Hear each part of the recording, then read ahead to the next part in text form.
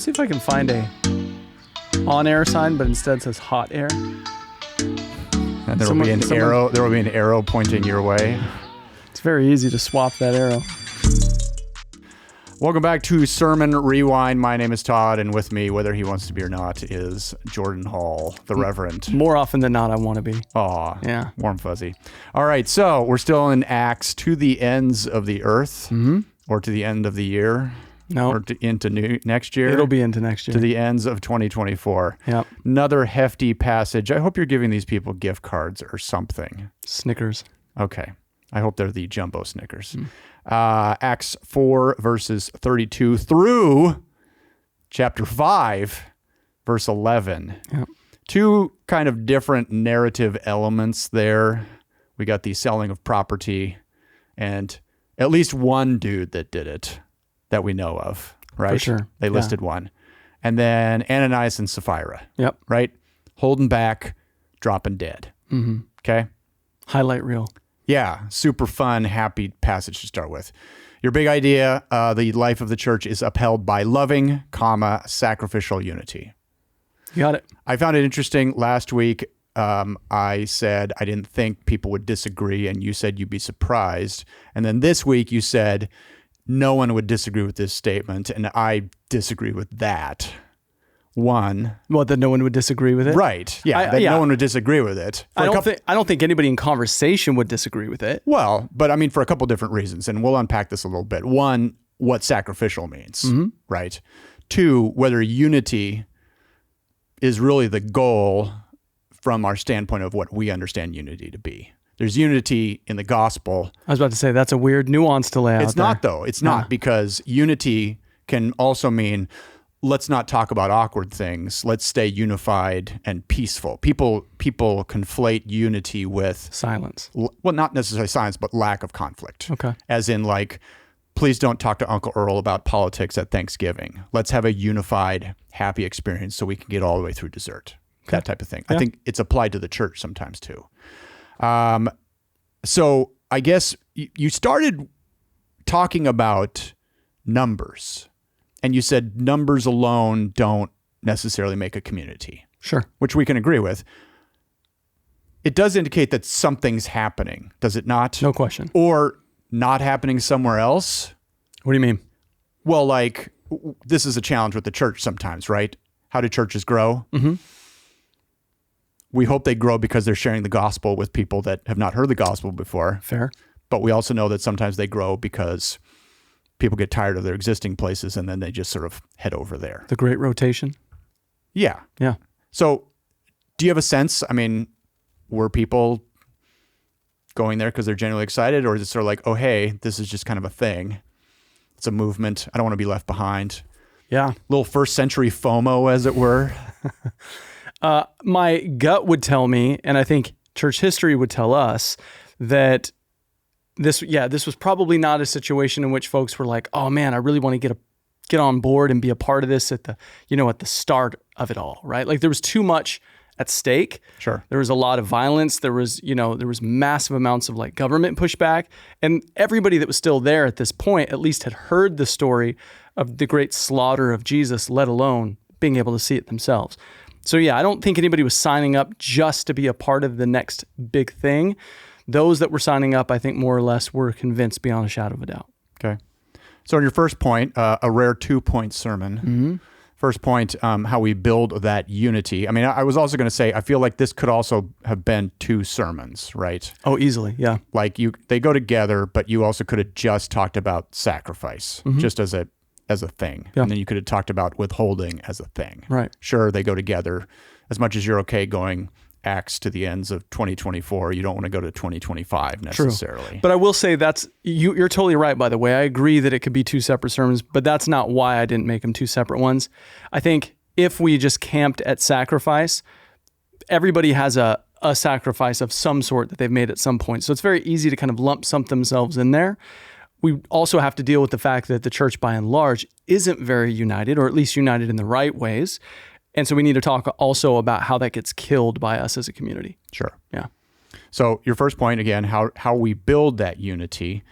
You were talking about how when there are needs, the church steps up, right? Right. And that was the example from the first century. Yeah. Now, I mean, admittedly, whenever I read that passage, I always have a lot of questions, right? Because it does sound, you mentioned this, sounds very utopian. Mm-hmm. Dare I say, and people will sort of, bristle at this, but almost a little socialist, right? Yeah. Not necessarily politically, Right. not necessarily doing with all the, the, shall we just say, garbage and sort of baggage of how it's been tried to be manifested, but the idea of everybody sharing. Yeah. There's a need. Let's do that. I would say though, and I think you're onto something. I think there are people that feel that way, but the difference maybe between the kingdom and communism Right. will be where the emphasis is, right? Of course. One would say, hey, you've got stuff, I'm going to make it mine. The other Right. would say, I've got stuff, I want to make it yours. The goal is to have people give generously, Right. joyfully. You got it. So this is the question. There are needs at Bethany, right? Is the church stepping up? Is the church filling those needs? We've got people in crisis, right? That could probably use a lot of stuff. Are you getting a lot of people calling you up and saying, hey, Jordan, I just sold a piece of land. Here's the proceeds. That would be awesome. It would, though. That's my dream, by the way, as a fundraiser. I want to get that call. I don't doubt it. I will say this. I don't get that call a lot, but I do get that call. Like, absolutely do. There are, for sure, people in our church community, and I know churches all over the place, who do make a phone call to me and say, hey, I heard there's this going on. Can you give me a little more details about that? Awesome. If you need someone to bankroll it, let me know. Okay.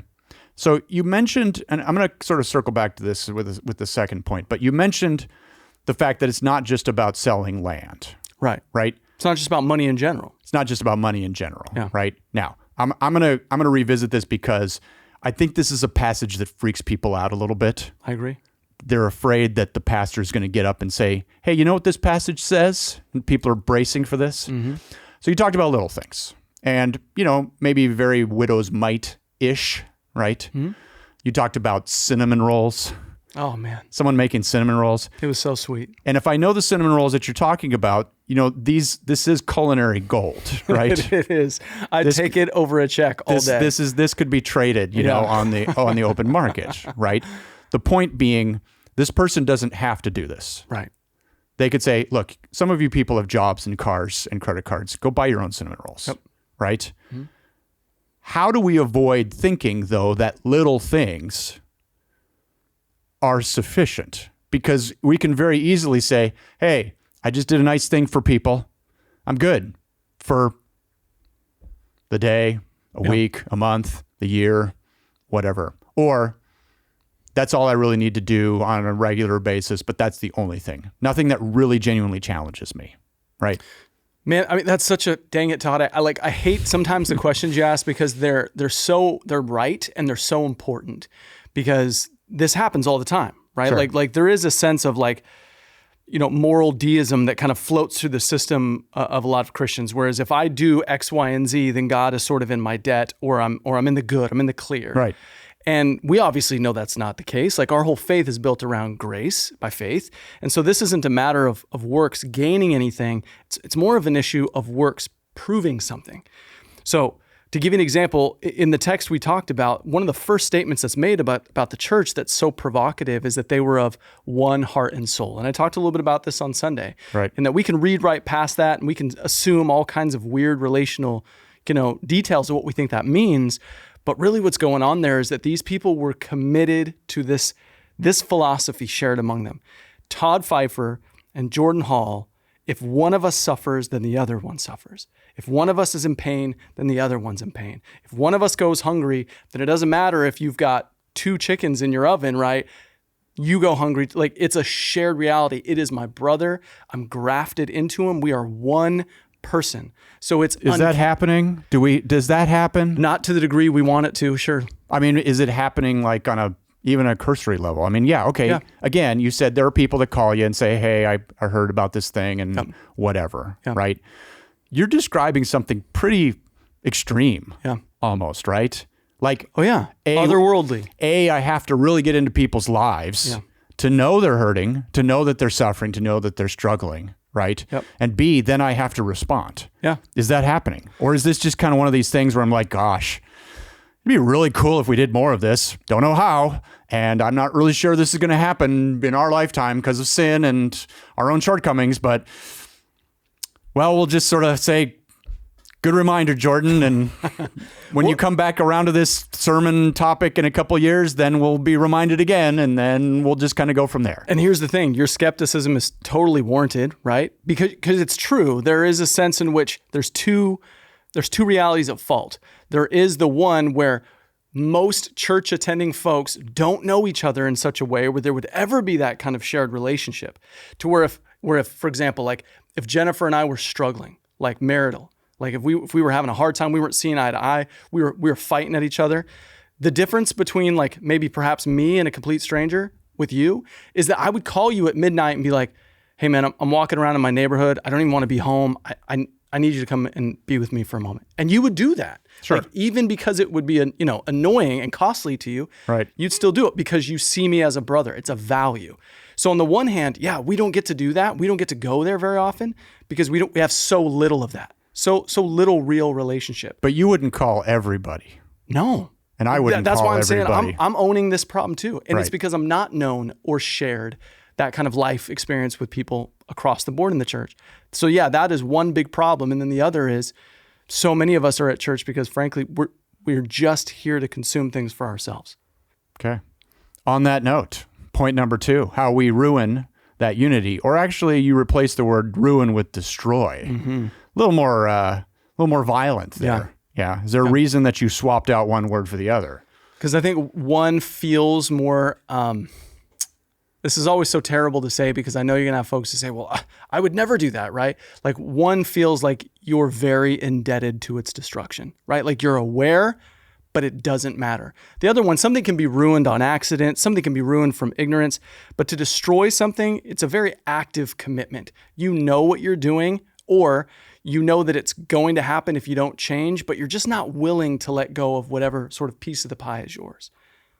I guess I think, but if we're going to, let's just extend the cinnamon roll analogy even farther. Fair enough. If there was just no frosting on the cinnamon rolls, I mean, we could still eat them and they'd probably actually still be pretty good. Sure. Right? Versus, you hand me the cinnamon rolls and I throw them on the ground and I jump up and down on them. But wouldn't you feel robbed? Well, I would, but Yeah. at the same time, I think that's almost, again, an analogy for the church sometimes where it's like, okay, this is fine. Right. It's okay. We're here, we're doing our things, blah, blah, blah. It's not terrible. It's not awesome, but it's not terrible. And it's sustenance. Mm-hmm. And then we move on. Yeah. Versus we're going to step on it a bunch of times and then we're going to say, now eat it. And then you're like, I got to go. Yeah. But so again, with the same analogy, check this out. So let's say you're the one making the cinnamon roll. Shout out to the person who did. I'm not using you as an example in this, but let's say you're Wonderful the one. person, by the way. Absolutely. Let's say you're the one making the cinnamon roll, right? And you have the ability to put the icing on it, but in your thought, you're just like, Meh. I don't care enough. Right. They're going to be fine. They'll get over it. They're getting a free, biscuit practically. They should be okay. Like, this is my icing and glaze, right? Like, I want it for myself. That is a legitimate effort towards destroying something. It really is. So speaking of icing, okay, so we're just going to keep going with this. This person decides, I'm not going to put it on. I'm just going to keep the big bowl icing at home. Yeah. I'm just going to enjoy it. Yeah, that sort of seeing thing. them on the couch. Ananias and Sapphira, right? Absolutely. Okay, should more people be dropping dead?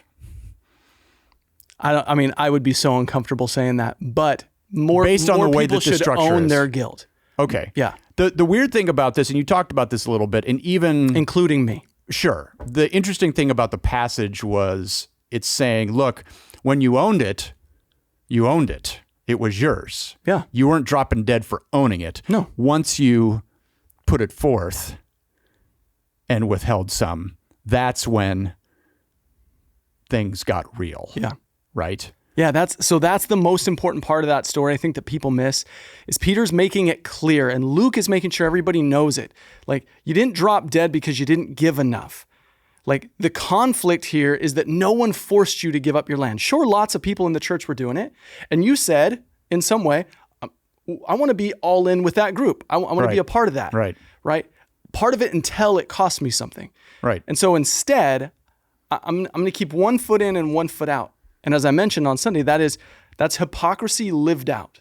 So what is Bethany withholding then? Because again, and I understand, we've gone back and forth about this. You don't want to make this cookie cutter or checklist, right? Would it have been an okay thing for you to say, hey, look, some of you can afford to make some cinnamon rolls, and you do, and thank you for that.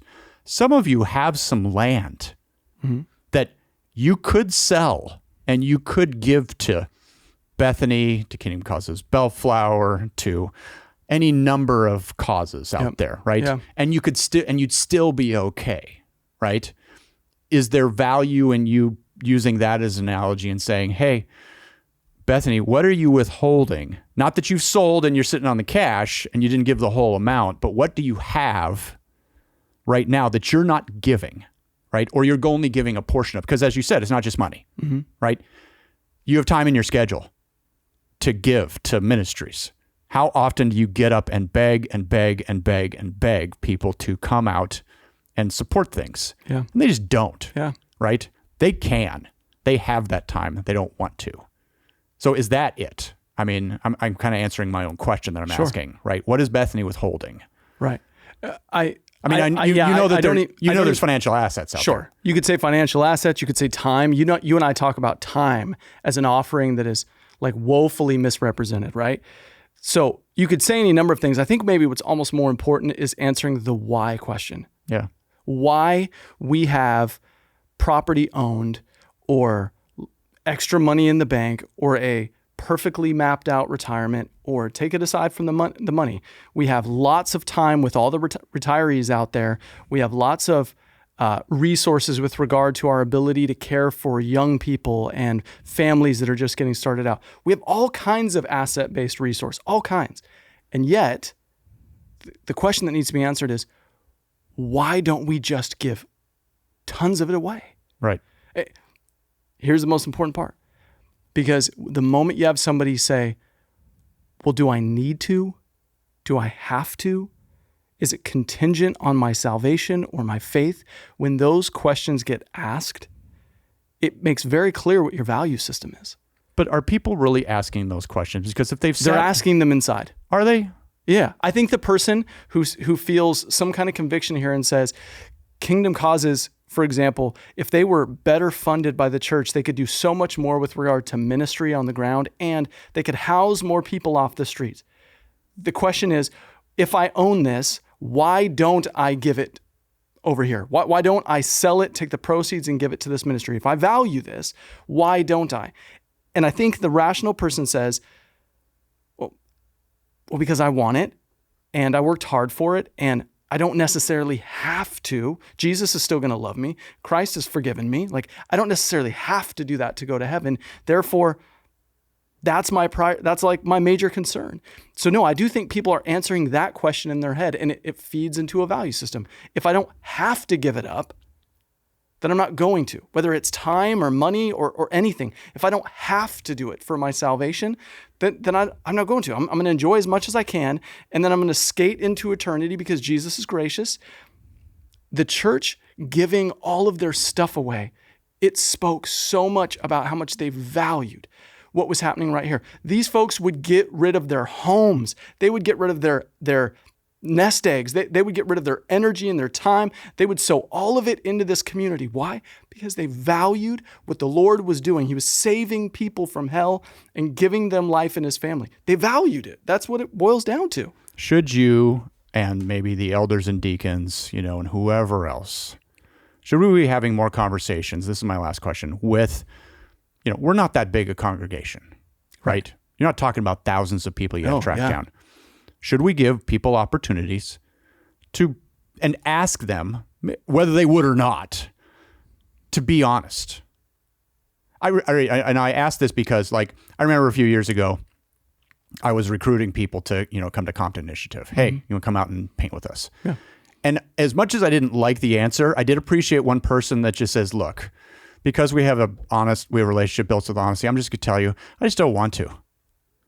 I mean, on the one hand, I was like, okay, well, I appreciate the honesty. I appreciate the honesty, and at least I know, and you're owning that. Should we create more situations like that? Because again, Oh, absolutely. back to the not disagreeing with, right? Yeah. What does that look like for us as a congregation to create that mechanism? And do you think people would say, you know, what you're saying is right, and I should, but I'm probably not gonna. Yeah. I'm here to see my friends, eat some bad cookies, and just, I've done my time, and maybe I served in the past, maybe I gave some stuff in the past. I'm just not gonna do that anymore. Yeah. I'm gonna coast. Yep. Should we try to have those conversations so that people can, I mean, at least you'd know who not to ask anymore, Right. right? Yeah. I mean, Is that healthy? Or is that to ask? Yeah, to ask. 100%. And would that create a very interesting vibe in the church if you did put out a survey and people were 100% honest and it came back with a significant percentage of people that said, we're never going to do anything more than the bare minimum. Right. I'll come, I'll sit there, I'll do my thing. That's it. Yeah. Maybe I'll throw a few bucks in the plate. Maybe I'll show up to an event or two a year, but that's it. Yeah. Don't expect anything else from me, and don't ask. The reason why I think it's so important to have those conversations is because it will force those who are asking them, i.e. myself, our council, our elders, our deacons, it'll force us to have to say, we have no business asking if we ourselves are not there. Yes. Right? Folks ask me all the time, like, why do you try to go to all these different things? You don't have to be at them. I said, because I don't have any business asking anybody else to be here if I won't. I can't ask for you to sacrifice when you're already working 2 jobs and you have a family. I can't expect that if I myself won't take that cost on my shoulders too. And then on the second hand, you mentioned a really important demographic within our church. It is important that people who are just saying, look, I am here for the ride. Yeah. It is important for that to be out in the public. Sure. Because either conviction of the Lord, once they even hear themselves say it, is going to come in and begin to work on their heart, or it'll be very clear who they in fact are and are not. Yeah. And I think that's important. Okay. Yeah. Thank you. Thanks again for joining us on Sermon Rewind. We're here on Sunday mornings at 10. Whether we're unified or not, I can't tell you, but we're here. And on Wednesday nights, we have dinner, we have classes, we have stuff for kids, and we hope you will join us. Also, on October 31st, we have Trunk or Treat. So if you're in the neighborhood, you want to stop by, we'd love to see you. Thanks again for watching Sermon Rewind. Hope to see you soon.